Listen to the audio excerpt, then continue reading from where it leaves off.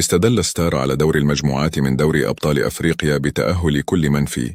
مجموعة الأولى ميلودي ساندونز ومازومبي، في المجموعة الثانية إسيك ميموزا وسيمبا، وفي المجموعة الثالثة بيترو أتلتيكيو والترجي، في المجموعة الرابعة الأهلي ويانغ أفريكانز.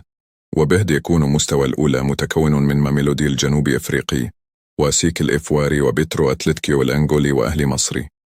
في المستوى الثاني مازيمبي الكونغولي وسيبما التنزاني والترجي التونسي ويانغ أفريكانز التنزاني.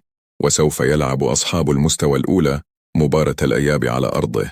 الأندية المتأهلة إلى ربع نهائي كأس الكونفدرالية. كأس الكونفدرالية الأفريقية المتأهلون إلى دور 16. المجموعة الأولى أيوحين، المركز الأول اتحاد العاصمة. 2 المركز الثاني فيوتشر. المجموعة الثانية بي واحد، المركز الأول الزمالك. 2 المركز الثاني أبو سليم الليبي. المجموعة الثالثة سي واحد، المركز الأول دريمز الغاني. 2 المركز الثاني ريفرز يونايتد النيجيري. المجموعة الرابعة دي واحد، المركز الأول نهضة بركان. 2 المركز الثاني الملعب المالي.